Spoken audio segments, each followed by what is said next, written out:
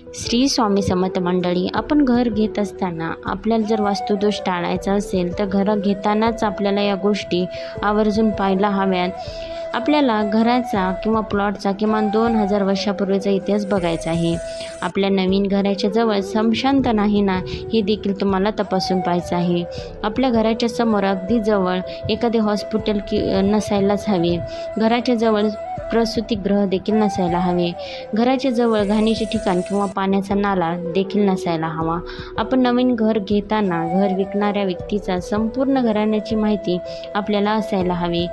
प्लॉटच्या किंवा मालकाच्या संपूर्ण माहितीनुसार त्या प्लॉटवर एकतरी कोणाची हत्या किंवा आत्महत्या झालेली नाही ना, हे देखील तुम्हाला चेक करायचं आहे.